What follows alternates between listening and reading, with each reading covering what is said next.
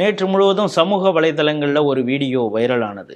என்னன்னா, இந்து வழிபாட்டு மந்திரங்களை கேவலமாகவும் கொச்சையாகவும் அதை ரொம்ப கிண்டலும் கேலியும் பேசி ரொம்ப சிலாகித்து தன்னுடைய புலமையெல்லாம் காட்டி தனக்கு தெரிந்த மந்திரங்களை எல்லாம் வேற சொல்லி, இதுக்கெல்லாம் நமக்கு அர்த்தம் தெரியுமா, உனக்கும் தெரியாது எனக்கும் தெரியாது சொன்னவனுக்கும் தெரியாது அப்படின்னு சொல்லி கிண்டலாக பேசினார் திமுகவுடைய எம்பி செல்வ கணபதி.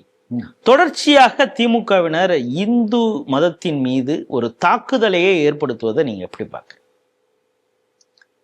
முதல்ல இந்த செல்வ கணபதி அதிமுகவில் இருந்தவர் என்பதை நினைவில் கொள்ளணும். அந்த சுடுகாட்டு கொட்டகை ஊழல், சுடுகாட்டில் கூட ஊழல் செய்ய முடியும் என்பதை நிரூபித்தவர் செல்வ கணபதி. சரி, அது போகட்டும். ஏதோ காரணத்துக்காக திமுக போயிட்டார். திமுகல ட்ரெடிஷனலா இருக்கக்கூடிய, ட்ரெடிஷனல் இந்த மீன்ஸ் அதுக்கு பேர் நீங்க வேற அர்த்தம் எடுத்துக்காதீங்க. அந்த ட்ரெடிஷன்ங்கிறது காலகாலமா திமுகல இருக்கக்கூடிய திமுக காரர்கள் எப்படி ஹிந்து விரோதமா பேசுவார்களோ அப்படி அதிமுக காரர்கள் பேசுவது இல்லை. அதிமுகலேருந்து திமுகவுக்கு போயிருக்காங்க, நிறைய பேர் போயிருக்காங்க, நான் இல்லை என்று சொல்ல மாட்டேன். இப்போ செந்தில் பாலாஜி அங்கேருந்து போனாலும் எங்கேயாவது இந்து மதத்தை எதிர்த்து அவர் பேசுகிறாரா என்றால் எனக்கு தெரிஞ்ச அவர் பேசல. ஒரு 10 அமைச்சர்கள் இருக்காங்க. இந்த 10 அமைச்சர்களும் நேரடியாக இப்போ ஒரு பொன்முடி மாதிரி, ஒரு துரைமுருகன் மாதிரி, ஆராசா மாதிரி, கனிமொழி மாதிரி அதிமுகலேருந்து போய் அங்க இருக்கிற எந்த அமைச்சர்களும் இதுவரைக்கும் அப்படி பேசினதில்லை. சேகர் பாபுவே அதிமுகலேருந்து அலேலியா சொல்றாரு, அது சொல்றாரே தவிர இது ஆன்மீக ஆட்சின்னு தான் சொல்றாரே தவிர ஹிந்து மதம் ஒளியங்கிறதையோ ஹிந்து மத நம்பிக்கைகளை குறிச்சோ அவர் பேசுறது இல்லை. ரகுபதியே ராமரையே கொண்டாடினார். ஆமா, ரகுபதி ராமரை கொண்டாடினார். அப்படி இருக்கிற இடத்துல இந்த செல்வ கணபதிக்கு இவர் பேரே செல்வ கணபதி. அதாவது திமுக காரன் என்ன சொல்றான், இந்த பிள்ளையாரே வாதாபிலேருந்து கொண்டு வந்தவன், இந்த பிள்ளையாரே தமிழ்நாட்டுக்கு வேண்டாம், விநாயகர் சதுர்த்தி வேண்டாம்னு சொல்லக்கூடிய ஆளு தான் திமுக காரன். அந்த கட்சியில போய் நடந்துட்டு வக்கரதுண்டாயன்னு பேசுறாருந்தா இவருக்கு அதுக்கு அர்த்தம் புரியாது. இவரே நான் என்ன சொல்றேன், இந்த மந்திரத்தை இவர் மனப்பாடமாக சொல்கிறார். கணபதியினுடைய வடமொழி மந்திரத்தை சொல்கிறார் அப்படின்னு சொன்னா, யாரோது ஒரு ஜோசியர் ஏதோ ஒரு காலத்துல, அதாவது இவர் அந்த ஊழல்ல மாட்டிக்கிட்டார்ல, சுடுகாட்டு குட்டகை ஊழல்ல.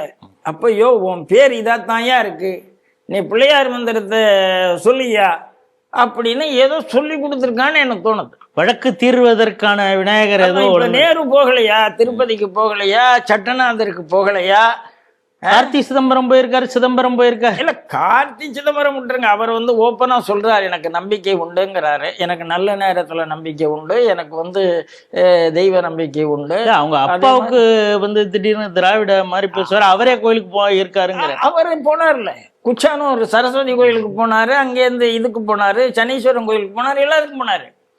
இப்போ நீங்க செல்வ கணபதிக்கு அப்படி என்ன வெறி வந்தது இந்து மதத்தின் மீதுன்னு எனக்கு புரியல. ஆனா ரொம்ப மட்டமாக அதுக்கு அர்த்தம் எனக்கும் தெரியாது, உனக்கும் தெரியாது, சொன்னவனுக்கும் தெரியாது. எங்க சொன்னவன் அர்த்தம் தெரியாம சொல்ற. அப்போ அர்த்தம் தெரியாம ஒருத்தன் சொல்லுவானா, நீங்க யாரை சொல்றீங்க? உங்க முதல்வரை சொல்லுகிறீர்களா, உங்கள் துணை முதல்வரை சொல்லுகிறீர்களா, இல்ல இன்னைக்கு இருக்கிற முதல்வருக்கு அப்பாவை சொல்லுகிறீர்களா, யாரை சொல்லுகிறீர்கள்? இதே போன்ற சொல்றாங்க. சொல்றவனுக்கு அர்த்தம் தெரியாதுன்னா என்ன அர்த்தம் எனக்கு புரியல. இந்த மந்திரத்தை, இதே மந்திரங்களை பல சமஸ்கிருத மந்திரங்களை முதல்வருடைய மனைவி அவங்க துர்கா அவங்களுடைய பூஜை அறையிலேயே அது சொல்றதா, அதை வீடியோலாம் விகடன் தொலைக்காட்சியெல்லாம் வந்திருக்குது. நல்லாவே வந்திருக்கு. நாயகியினுடைய யூடியூப் சேனல்ல வந்திருக்கு. அந்த அம்மா தான், லோய நாயகி அம்மா தான் ரொம்ப அழகா அவங்களுடைய பூஜை அறையை எடுத்து அழகா போட்டு அவங்களுக்கு ஒரு போஸ்ட். அதாவது இந்த பக்கம் இவர் இப்படி செய்தாருன்னா இந்த பக்கம் துர்கா எவ்வளவு பக்திமான கூட்டதே அந்த அம்மா தான். நாம அதெல்லாம் பார்த்துக்கணும். ஆனால் இந்த மந்திரத்துக்கு அர்த்தம் தெரியாத, அதாவது இந்து மதத்தை இழிவு செய்யக்கூடிய பழக்கம். அதாவது ஒரு பழமொழி சொல்லுவாங்கல்ல, பன்றி கூட சேர்ந்த கண்ணுக்குட்டியும் பண்ணி ஆகும்னு சொல்லுவாங்கல்ல, அது இந்த செல்வ கணபதிக்கு பொருந்தும். ஹிந்து, அதாவது இந்த சேலத்து மண்ணில் போனதுனால, ராமரை செருப்பால் அடித்ததுனால ஓஹோ இவருக்கு அந்த எண்ணம் வந்து விட்டதா எனக்கு தெரியவில்லை. இந்த மாதிரி ஆட்களுக்கு அன்னைக்கு சேலத்தில் ராமராஜ செருப்பால் அடித்தாங்கல்ல, அந்த மாதிரி இந்து சமுதாயம் தனக்கு எதிரான ஆளவர்களை எப்படி கையாள வேண்டும் என்று முடிவு செய்ய வேண்டும். சமஸ்கிருத மொழிக்கு பல கோடி ரூபாயா, ஆனால் தமிழுக்கு 2 கோடி ரூபாய் தான். ஏண்டா நான் கேட்குறேன், உங்களுக்கு மண்டையில் சரக்கு, செல்வ கணபதிக்கு மண்டையில் சரக்கு இருக்கிறதா என்று கேட்குறேன். தமிழ்ங்கிறது ஒரு மாநில மொழி, மாநில அரசாங்கம் காப்பாற்றுறதுக்கு என்ன கொடுத்தது? நீங்கள் தான் உலகத்திலேயே பெரிய இன்வெஸ்ட்மெண்ட் வாங்குறீங்க. நீங்கள் இந்தியாவில் உள்ள மற்ற மாநிலத்துக்கு கூட போட்டி விடல, அயல் நாடுகள் கூட தான் போட்டி போடுறீங்க. உங்களுக்கு என்ன கொள்ள தமிழ்நாட்டுக்கு, தமிழ் மொழிக்கு பணம் கொடுக்கறதுக்கு என்ன கொள்ள உங்களுக்கு? ஆகையினால நீங்க கொடுக்கவில்லை என்பது கேவலம் என்று நினையுங்கள். உங்களால கொடுக்க முடியவில்லை என்பது அயோக்கியத்தனம் என்று நினையுங்கள். மத்திய அரசு கொடுக்கவில்லை, என்ன மத்திய அரசு கொடுக்கணும்? இன்னைக்கு 12 சமஸ்கிருத யூனிவர்சிட்டி இருக்கு, கொடுக்கணும். தமிழுக்கு எத்தனை யூனிவர்சிட்டி இருக்கு அதை செல்வ கணபதி முதல்ல சொல்லட்டும்.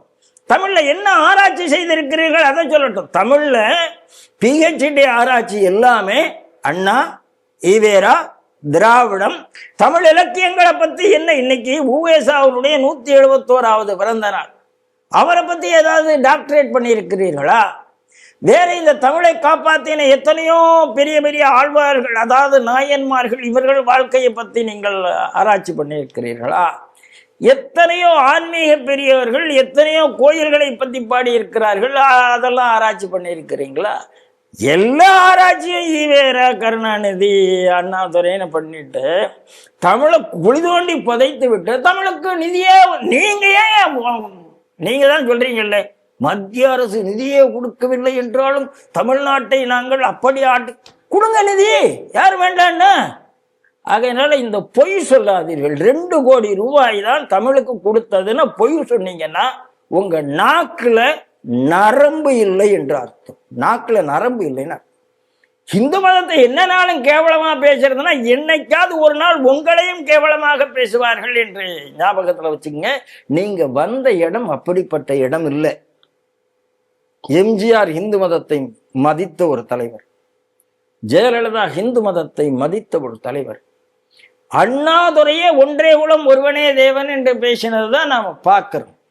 சும்மா திமுகல போய் சேர்ந்துட்டா அதுக்காக மண்டி போடுறான்னு சொன்னா அப்படி சாஸ்தாங்கமா உழக்கூடிய இந்த மாதிரி அற்ப மனிதர்களை தமிழ்நாடு அரசியல்வாதிகள் தூக்கி தூர எறிய வேண்டும் என்பதுதான் என்னுடைய பார்வை.